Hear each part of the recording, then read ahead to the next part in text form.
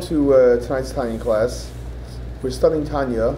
We're in the fourth section of Tanya called Igeret to Hakodesh, the holy letters of the Alter Rebbe. We're holding chapter 23. In Hebrew it's called pirkei.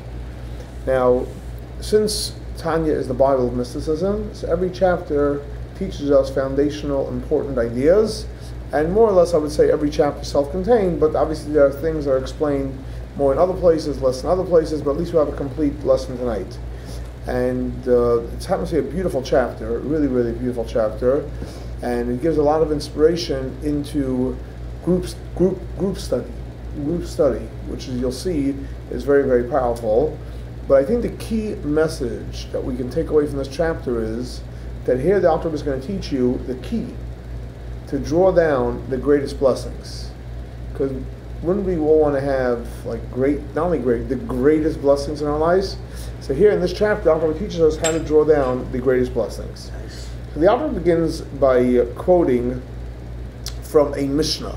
The Mishna is actually in Ethics of Our Fathers, which is interesting. We are studying now Ethics of Our Fathers between Passover and Shavuot. And the Mishna says like this: "Asara sheyoshvin ועוסקין בתורה, שכינה שרויה ביניהם." I'll translate. 10 people that are sitting and are preoccupied. They're studying Torah, not just schmoozing, but people sitting and they're studying Torah. They're reading, they're discussing it, they're involved in a in-depth, deep conversation, in-depth study of Torah. So the Mishna says, Shechina, the divine presence, Sroya, rests Binehem. Now that's a pretty huge prize. In other words, the action that we do is we sit and study Torah, but not only we sit and study Torah, we're sitting in a group of 10 people. When we do that, the Shechina, which is the presence of God, Sroya, is internalized within the person. Now, what does that mean? So the Alter Rebbe explains like this, that the whole reason why we were created, why were we created? Why were we created? You have to ask that question. It's an important question. The first question is, why are we created? You can give this reason, that reason. The Alter Rebbe makes a statement. He says, the whole reason why we were created was for one purpose and one purpose only, and that is to elevate ourselves. The whole reason why we were created was to elevate ourselves. That means, if you don't know this, and you go through life, you don't elevate yourself, you miss the boat. In other words, we have to live, and we have to eat, and we have to sleep, and we have to drink, and we need a place to find shelter and transportation. I get it. We need all those things for survival. But that's not why we were created. We weren't created so that we should need a job to earn a living to live. That's not why we were created. Huh? Go beyond survival. Yes, if they go beyond survival. So we were created to elevate ourselves. Now, how do we elevate ourselves? So the question is, what does it mean elevating yourself? So we all know that we have a godly soul and we have an animal soul. Now, the godly soul by default is godly. What does it mean it's godly? It just wants to cleave to God. It wants to pray, it wants to study, it wants to do mitzvot, it wants to live a beautiful, holy, spiritual life. That is the role and the mission of the godly soul. Welcome, come inside. That is the role and the mission of the godly soul. It wants to elevate itself. On the other hand, we have the animal soul. And the animal soul, again, not out of a selfish way, but just like a survival way, possibly you want to call it survival, or living. The animal soul wants to live. It wants to do anything and everything for self. For self. Self, not necessarily bad, but self. It's all about self. What's our avot in this world? To inspire our animal soul, that our animal soul should look for God and appreciate God in this physical world. So every single day, every single hour, every single moment, there's a constant struggle between the godly soul and the animal soul. The animal says, leave me alone. Let me just do what I want to do. And whatever it wants to do, it doesn't necessarily mean bad. It just wants to, even doing nothing. Which we all know doing nothing is not necessarily a great thing, because it actually can bring you to the worst things. So it just wants to do nothing. If it has to work to survive, or for other reasons that motivate it, it does it. But it has no higher interest other than self. It doesn't think anything outside of self. It will get along with someone else as long as the other person is feeding self. But past self, it doesn't go. What's our avoda in this world? To inspire the animal soul that it should think outside of self. There's another human being that has a need, a concern, whether it's a family member, a friend, a community person, or a random stranger, about the fact that God is in exile, to be concerned and to be, would like to do something to get God out of exile. When we're in exile, God's in exile as well. Yeah. Now, in order to inspire the animal soul to be inspired, that's work. And that's real work. That's real work. So comes along the Alter Rebbe, and he says, the whole reason why we were created was to elevate ourselves. Now, in order to elevate yourself, there's two ways to elevate yourselves. I'm going to introduce two Kabbalistic ideas, and that's as follows. There's something which is called Isarusa de la Tata, and there's something which is called Isarusa de la Eila. Let me translate. Isarusa de la Tata means you work on yourself to be sensitive to another human being. You think about it, you meditate on it, you read on it, you discuss it, you work on yourself. And with time, you develop certain gifts and skills to be concerned about someone else other than yourself. That's called Isarusa de la Tata. You do the work by yourself. You work on yourself. But then there's something which is called Isarusa de la Eila, which means God throws you like a gift, like a moment of inspiration. Now the moment of inspiration can come just out of the blue. Just one day you woke up, oh my gosh, I want to do something great today. Where did that come from? It just happens. That's called a gift from above. Now, it can come just out of the blue. It can come when something great happens to you, so all of a sudden you realize how great it really is and how great it could be. It can come from a challenge. It can be from many reasons. It can come from a swing to the right, a swing to the left, a swing to the middle, or no swing, just out of the blue. That's called Isarusa de la Eila, a gift from above. But then there's something which is called Isarusa de la Tata. Now obviously, we only have power on Isarusa de la Tata. We only have power to work on ourselves. Once in a while, God throws us a gift. We can pray for God to throw us the gift, and sometimes He will, sometimes He won't. But when God throws us a gift, it's actually very nice. Now, there's a big discussion on mysticism, what's higher, what's greater, and the answer is very simple. What's really real is when you work on it yourself. But on the other hand, what can get you to higher places when it's a gift? Because it's a gift, it's something which you obviously couldn't have done on your own. Now, so the Alter Rebbe says like this: when 10 people get together and study Torah, 10 people, the magic number is 10. It could be 10, more than 10 too, but the minimum is 10. When 10 people get together to study Torah, then what happens is God gives you as a gift the Shechina, which is God's presence, the infinite presence of God. Sroya comes into your life. You ever feel like the magic glow? You ever feel like that strong energy of peace, satisfaction, happiness? You can't even describe it. You feel like you don't want it to stop, or you're afraid you're going to lose it, and you feel great. You ever feel that? Yeah. So that's called Shechina Sroya. What does that mean? What does it mean? It means like this. There's different types of spiritual energy. There's an energy called Pnimi. Pnimi means, we discussed many times on Kabbalah Saturday morning, you have a cup, 8 ounces, you have 8 ounces of water. So you have the vessel, you have the water that fits in there, it's perfect. Now, because it fits, it's perfect. But guess what? You're limited to 8 ounces. On the other hand, there's times you have a 100-gallon jug, but you have no way to get access to it. You open the spigot, it will throw you away from the pressure. So it's a heavy amount of water, huge, but guess what? You can't access it.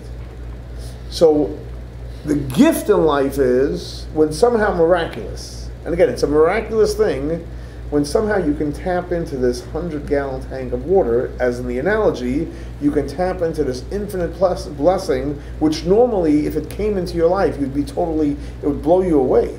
Literally, spiritually, physically, it would blow you away. That comes into your life. So the Alter says that Shechina that we're talking about here is the infinite part of God, the one that's usually just Makif, you cannot internalize it. However, when 10 people get together and study Torah, you know what happens? That infinite blessing becomes part of your life. Now, he doesn't go into it here why, but obviously I think it makes very simple sense. Because to 10 Jews to sit down and all study together, first of all, agree at the same time, right? In the same place, the same subject, and to, not to, and to really have a beautiful study session, it takes a lot of breaking down of a lot of animal souls and eagle souls, the ego part within us, and so on and so forth. And that, obviously, I think God's thrilled with that, because we know that the greatest blessings come from achdut, from unity. Okay, that's not a discussion how it works. But the point is, when 10 Jews sit down and get together, wow. The Shechina, the infinite life, comes within us. Now, once this comes within us, this allows us, because it's a gift from above, to affect the greatest elevation within us. Because what happens is, when that powerful energy comes within you, who feels it? Not only the godly soul. The animal soul feels it. And when the animal soul feels it, it starts flying just like the godly soul. So the Shereena lights up. It allows you to absorb the 100 gallons? Oh yeah. It doesn't make sense, but it works. I can't explain it, but that's the way it works. That's the gift. That is the gift. That's the gift. That's the gift. Now we all know everything in Kabbalah is not theory. Everything is backed up, traced back to the Torah. Everything goes back to the Torah. So the Alter says, where do we get this magic number of 10? Yeah. Right? Where's you get 10? Yeah, where do we get 10? Yeah. It's a good question. 5, 100, 20, like... It's a good question. You like it? 10. It's not a random number. I mean, yeah. Right? You agree with the Alter, right? Where do you get this number of 10 from? Yeah. Where? Exactly. Where did it come from? Okay, so there's a concept in the Torah called, we actually say it every single day in the prayers, before we see what we do, there's 13 principles where we learn things out in the Torah. One of them is something which is called a Gzera Shabbat. What does that mean, a Gzera Shabbat? It means like this: if you have a verse in the Torah that says whatever it says, and there's we'll call it a buzzword in there, and you have another verse in the Torah, and it says whatever it says, and there's a buzzword in there, that the two buzzwords match up at the same word, so you can learn things from one to the other. So in the Talmud you have this a lot. In this verse it says XYZ, and it has this buzzword, and this word it says XYZ, oh no, actually ABC, and it has this buzzword, so all the things that apply here, and vice versa. And again, Talmud goes into at great length. So the Alter says like this: there's actually a verse which we learned in the Torah portion 2 or 3 weeks ago, depending if you're on the American cycle or the Israeli cycle, because we're off now 1 week of the Torah portion. I don't know if you know that. You travel to Israel, so here we're doing one Torah portion, the other doing another. It gets straightened out in a while. But the point is, a couple of weeks ago, Parashas Emor, the Torah says like this: a very powerful commandment, a famous commandment, an important commandment, the one that we should all know. So it says in the commandment like this: God says, "Venekdashti," I will be sanctified. B'soich, that's the buzzword, amongst Bnei Yisrael, the Jewish people. In other words, a simple verse is saying is that God says, I'm going to be sanctified, I'm going to be holy. We're b'toich Bnei Yisrael, amongst the Jewish people. Now what does b'toich mean? What does that mean? In our stomach, in our head, in the room, in the other room, like what does b'toich mean? Now again, you can say a lot of things. We don't know what it means. So it says in the Talmud like this. There's another verse. The other verse speaks about when Korach fought against Moshe Rabbeinu, and Moshe Rabbeinu turned to God, God, you got to help me in this one. What we called before, I need a Srus little Elah. I need you to bring in the troops from heaven. There's a big war here, and I don't like fighting. Moses doesn't like fighting. So the verse says, God says, He badlu, separate yourself, mitoch ha'eda, from the community. Notice the whole community was there. Moses' camp, Korach's camp was there. Everyone is, especially when there's a fight, everyone's around, right? Uh-huh. So God says, He badlu, separate yourself out, mitoch ha'eda, from amongst the community. Now, so again, you have the buzzword mitoch. Mitoch. Now, who was the community? There were the tribal leaders, right? And there were the 12 tribal leaders, and two of them separated themselves. Two of them were not part of the whole war against Moshe Rabbeinu, and so there was left 10. So he badlu, when they left away, there was left over a congregation. Their congregation is 10. So we know over there that Ada is referring to 10 people. Ada is 10 people. Or actually, I'm sorry, the story was about the spies. But the congregation with the story with the spies. So over there, Ada is referring to the story with the spies. And Ada over there means 10 people, the 10 spies besides the two that went out of the way. So now, in that story, which is a negative story about the spies, not about Korach, about the spies, and you have the story, there it says the word Ada. The buzzword is Ada. Now, what does it say there in reference to the 10 people? It uses the word toich. And in where God says, ונקדשתי, I'm going to become holy betוך b'nei Israel. So we know, just like the community over there, it's referring to 10 people. So the same thing also when God says, I'll sanctify myself, means when there's 10 people. So anytime you have 10 people, how do we know that God said, I'll sanctify myself? Because it says, He badlu mitoch ha'eda, over there, it was referring to a community of 10, and that's how we know we have 10 people. So the question is asked, whoa. The source for 10 is from where? Where there was 10 people left in the community.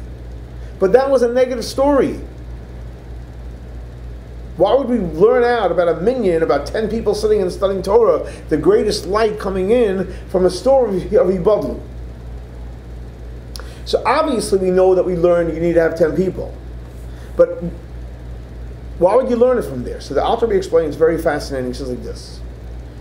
Because Moshe Rabbeinu was saying, when somebody has wrong ideas, inappropriate behaviors, normal things, you can reason with them. You can deal with them. However, when someone goes and becomes neurotic out of the box, as we call it, just like you have normal behavior, you have not normal behavior. So not normal behavior, if it's normal, within reason, you can deal with it. Whether it's therapy, whether it's discussion, whether it's warmth, whether it's love, as long as the issue is on a premium level. But what happens if the craziness is coming beyond logic? In other words, it's beyond logic. What do they call it? I think when a kid has a temper tantrum, what are you going to say logically to try to, and even an adult too, by the way, not only kids, right? What are you going to, you can't do anything there if it's hit in a high level. So that's the Alter Rebbe's point. Just like over there, when we learn about 10 people, it's where it was negative in such a terrible way, which we couldn't elevate. The same thing also in ונקדשתי, what comes into us is a very, very high level of energy that comes from the level of Makif that comes into our life. So the Alter brings the lesson, how do we know, again, 10, from the story of Ibadlu mitoch ha'eda. Over there, Ada means 10, and the same thing also, and it has the word toich. So over here it means toich, and over there it's such a negative experience. So over here, on the contrary, it brings in the huge positive experience. Now, so in other words, like this, what happens like this. So if you have 10 people plus, then you have ונקדשתי, which means the Shechina itself, the infinite Shechina, where it's usually Makif, comes inside you. However, if it's anything less, 1, 2, up until 10, you're gonna get schar. You get reward. Listen, you study Torah, you get reward. God gives you a reward for studying Torah. However, when it comes to like the high level, that you need to have 10 people. That you need 10 people. Now,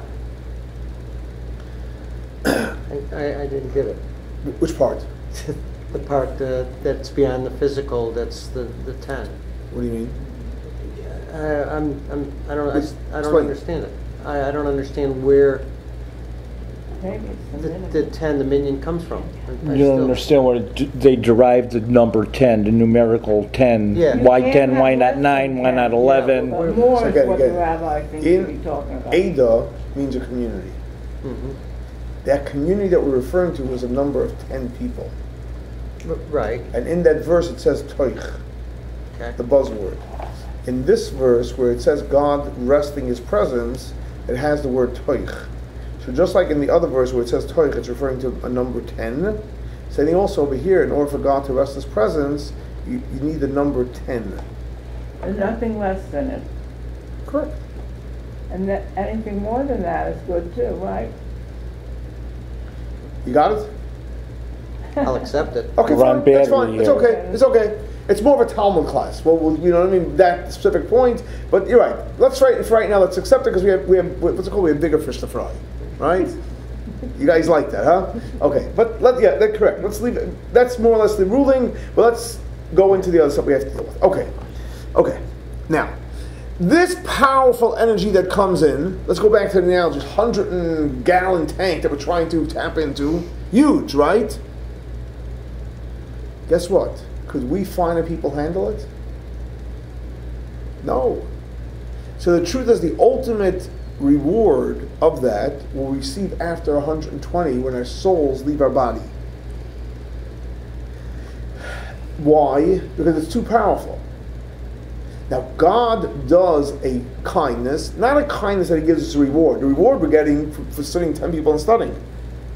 That he allows us, that even though the full appreciation and the full internalization of that powerful energy can only be after 120 when our soul leaves our body, because it's too powerful for us, but God allows us to experience some of it in this world. Now,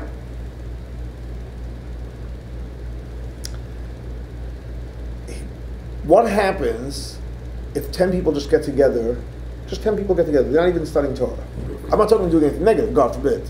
But 10 people get there and they're not studying Torah. So obviously they draw down also a very, very high energy. The highest energy comes when 10 people get together to study Torah. Now, the author explains that even angels that showed up in the presence of 10 people studying Torah, they don't have the ability to handle that powerful energy. Because to receive that powerful energy, you have to be a vessel for it. And the only way you can be a vessel is, again, by studying Torah with 10 people, and that allows you the gift that you're able to internalize that powerful blessing from God. Now, therefore, since the author mapped out spiritually what happens when 10 Jews get together to sit and study Torah, you bring down Hashrat Shechina, the infinite presence of God comes down into your life. So therefore he says, now that you're seeing this huge reward that you get, which is the highest reward you can get in this world, and there's something we need to do to elevate ourselves, so now he starts inspiring guys. Schedule time to get at least 10 people together, and 10 people sit and study Torah. Because this way, you'll bring down the highest level of energy into this world. And God forbid, he says, that you should get together 10 people and just sit and chit-chat and just gossip and talk about, whatever, nonsense stuff. Why? Because what happens like this, it works both ways. It's like a seesaw. 10 people get together and you study Torah. What do you say? What happens? You're drawing in the Shechina into this physical world. What happens when 10 people get together? 10 people get together and they start, not only they're not studying Torah, but they're just gossiping and slander and craziness, right? So what are you doing? Not only you're not drawing in the Shechina, you're actually pushing out the Shechina. Whatever godly presence was there, You're literally pushing it out. And the Alter brings out and he says, one of the reasons why we are in exile is because the Shechina is pushed out. Think about it. If God was in your life, would you be in exile? Would we all be collectively in exile? No. No. So why are we in? What does exile mean? What does exile mean? There's personal exile and there's global exile, right? What does exile mean? The concept, very simple.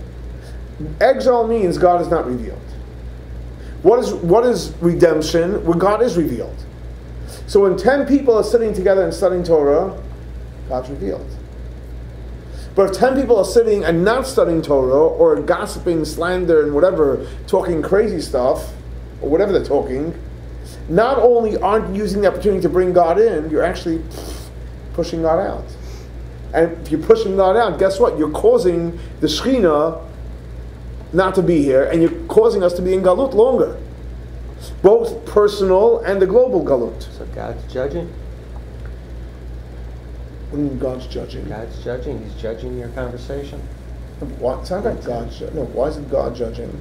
Well, he's not letting the Sheena flow out. What do you mean? Because of a conversation that you're having. Let me ask a question like this. Let's do an example. Take, for example, this room, for example, has in it Wi-Fi. Has Wi-Fi. Anyone see it? Anyone see the Wi-Fi signals? No. I understand things. What was it? Hold on a second. But it's here. The Wi-Fi signals are here. Now, if you had a smartphone and you had it open to accept the Wi-Fi, you'll have full access to the internet, and you can study Torah on it, right? You can watch, our lessons afterwards online, right? On our YouTube channel, right? Okay. What happens if your Wi-Fi is off? You have a phone that's useless for right now, while it's off. So you're going to say, we're going to blame someone why my phone's not working. Hello, open up the Wi-Fi. You'll bring it in. You shut off the Wi-Fi. You're going to push it out. What does God have to do with it? God's here. God is here. No, so maybe you bring up a point which we should clarify. God is here. We need to be receptive. When we're receptive, God becomes revealed. In other words, whether we're receptive or not, God is still here. Yeah. In other words, so maybe the point to clarify is not that God forbid God's leaving. God doesn't leave. Yeah. He doesn't have low self-esteem. You don't like me, I'm walking away. God's right here. He's not leaving. He's not going to cry. He's not going to go call his mommy, his daddy. God's here. Right. The difference is, and this is, I think, I'm happy you brought it up, because this is the key point. God is always here. And God is always revealed from God's perspective. The question is, are our eyes open, our eyes closed? We have to accept the signal. Exactly. The signal. So when we're studying Torah, and we're studying Torah with 10 people, you know what happens? Then like, oh God, thank you for showing up. He was here the whole time. Our eyes open up. Yes. And we get to see the Wi-Fi that was there the whole time. Versus if we start talking Narishkeit, we're taking ourselves to the dungeon. The spiritual dungeon. So I'm happy, absolutely. God doesn't go away. God is here. God was always here. God is here. God will always be here for us. All we need to do is just open our eyes. How do you open your eyes? Very simple. Study Torah. How do you open your eyes wide, get full, what's it called, T1, or the highest level, the highest level of internet flowing, like you can't even handle it so strong? By studying Torah with 10 people. That's the power of 10 people, to study Torah. When you say people, do you mean people or do you mean men? No, anybody. 10 people. Women would count. 100%. So it's not a minion. No, we're not talking about a prayer service. We're talking about a study session. Okay. We're talking about specific. Matter of fact, again, to be clear, this class has nothing to do with a minion of Torah of praying. This is Torah study. This is, we quote the Mishna again, عשרה שיושבין, 10 people that are sitting, ועוסקין בתורה, and they're studying Torah. There's nothing to do with prayer service. Matter of fact, this brings a greater Shechina than a prayer service. Different concept. Okay. Different concept. But I'm happy you brought it up. Absolutely, yes. Now, so therefore what happens like this. Let's go through the day. So when do 10 people come to shul? Naturally, for the prayer services. Now, what happens like this. Before the morning prayer services, you're not allowed to talk business. You're not even, it's debatable whether you can even say hello to somebody. Why? Because you get up in the morning. The first thing is you get ready. You put on your blessings. You have to pray. So there's no possibility really, right, to get distracted and have a conversation. I mean that's you have to be totally. I remember, why would you even get up early to have a conversation with someone about idle stuff and gossip? I mean, you have to be really off the wall. You'd rather be sleeping, right? So generally speaking, when people get up in the morning, they want to be productive. So I don't have to warn you or encourage you or inspire you not to get involved in an idle conversation in the morning. That's a given. I mean, your animal soul knows that's silly. I'd rather be sleeping. Obviously, the best thing to get up in the morning, and if you can get into a study session before davening, it's great. And then what happens after you do the Shacharis prayer service, right? You should sit down and study some Torah before you engage in the world, because you want to be charged up, right? You need to be charged up. But what happens, you come later on in the day, you worked and whatever you have to do, and you come for the mincha service, the afternoon service. So it takes a while for everyone to gather. What the services are called? 5, 6, 7, whatever the time it is. So you come a half hour before. Don't sit down and start gossiping and talking about the latest politics and the latest whatever, this, that, the other thing. Get 10 people, study Torah. Now what happens, you do the afternoon service, mincha, and there's usually a gap between mincha and ma'ariv. So for example, on Shabbat here, we have, not Friday night, because Friday night we do mincha, then we do ma'ariv, then we go straight to the Shabbat. But what happens Shabbat afternoon, we have mincha, and we always have a class in Shechina between mincha and ma'ariv. Why? Because if you don't have a class, people might end up, I'm not saying they do, hopefully they don't, they go into the library, sit and they schmooze, right? So the author says, guess what? Hello, this is your prime opportunity when you have to hang out in the shul because you have a gap now between mincha and ma'ariv. So use that time out wisely to bring the Shechina within you. Right? Now, what should you study? Would that be for bringing? It could be for bringing about anything. So what should you study? So the author tells you what you should study. Interesting. He makes suggestions, or he tells you what to study. So he says, first of all, you should study the inner dimensions of Torah. Now, the inner dimension of Torah could be Kabbalah, the inner dimension of Torah.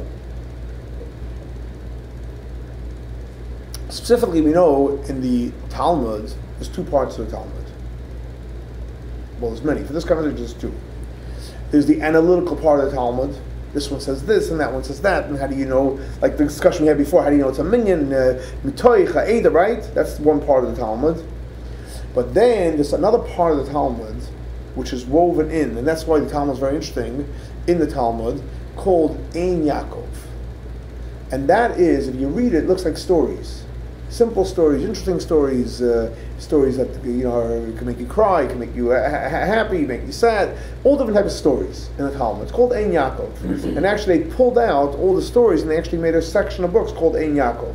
And they have it in Hebrew, and they have it in English, and they have even tapes of it, and they have it online. I mean, I think there's different rabbis that even give classes out online. You can listen to very, very interesting things. Now, some of the stuff look like simple stories. But the author says that in these stories are some of the greatest secrets of the Torah. Greatest secrets are woven in these stories. So you're reading a story, you're listening to a story, okay, interesting story, no. In those stories, you have a lot of the secrets of the Torah in there. And not only that, the author says when you study the secrets of the Torah, the Ein Yaakov, you know what happens? It actually wipes away sins. So if anybody needs a cleansing from sins, you can all go to a car wash once in a while, right? Get cleansed from some sins. So the opposite is by studying Ein Yaakov, that will cleanse us for sin, from any sins that we've God forbid done. We're not saying go ahead and sin and then come and clean them up. Don't sin to begin with. But just in case we've sinned, so that's a good way to clean up some of the sins. Now, also the author says it's important to study Jewish law. Jewish law is very important. Why? For example, Shabbat. Let's say the laws of Shabbat. There's a lot of laws in Shabbat. Some of them are serious. That God forbid, if you transgress them, it could be some serious punishments for it. Some are simple, but the point is you need to know the halachot. You need to know the laws. You have to know how to observe Shabbos properly. Now, Not only that, but for example, there are certain things that you might not even realize how that it's a halacha. Like for example, he says, like let's see, for example, when it starts getting dark, you're not allowed to sit down to have dinner when it starts getting dark. If you once it starts getting, you have to wait. You have to admire first. And again, small things that when you learn, it's really, really interesting. Like we learn in Shabbat, we learn, halachot every week. So we start from the beginning. We're holding in chapter 30 now, but by Shabbat, every once in a while we go through the laws of Shabbat, then we do Yom Tov and so on and so forth. So there's some simple laws. Like for example, let's say you have a friend, and you haven't seen the friend in 30 days, and all of a sudden you see them. So there's a blessing you have to make. Right? If you didn't learn the halakha, so you can miss someone, not see them for 30, 60, 90 days, all of a sudden you see them, guess what? You don't have to make the blessing. So why should you lose out? And the Torah says you can't, like there's a Jewish law that says, you can't say, I didn't know. I don't know is not an answer. Because why? Because meanwhile you missed the opportunity to do certain mitzvot. So learning halacha is very, very important. Because you need to know what to do. And it's not only like in Syria, there's so many... Like we know, for example, we all know there's laws about Shabbat and Kashrut and Tefillin and family purity. But there's many, many halachot that we don't even know they're halachot. Making blessings on different spices and so on and so forth. The different blessings which come first, which blessing you make first. I mean, there's a lot of halachot. Now, the more you study, the more you're going to know. Now, so what happens? Nope, finally you're inspired. Okay, 10 people, we're going to bring the Shechina in, it's wonderful, I'm ready to do it. And everyone sits down to start studying, you have 10 people. The Shechina is like, again, like you said, the Shechina is there, but now it's becoming revealed to us. This intense Shechina is becoming revealed to us. So now don't be a fool, don't get up and leave the class. You have the Shechina right there. You're going to walk out while the Shechina is there? Like, why would you do that? I mean, it's like he goes through practical steps what to do. I mean, hello, if you have the Shechina there, enjoy the Shechina. And the author finishes off, and he gives a beautiful blessing that whoever will listen to his advice, his recommendation, will be blessed with a secure dwelling. Meaning to say is like this: living securely is probably one of the biggest blessings you can get, because you can have a house. But you want a home. But chapter, he maps out for us the opportunity and to show us the power in learning with 10 people, the tremendous gift that it creates, learning with 10 people, and what to learn. But more importantly, the blessing is, besides the greatest infinite blessing, we're drawing down the Shechina, and that's fulfilling our life's purpose, but we're to live a secure and happy life. And that's obviously the greatest possible blessing.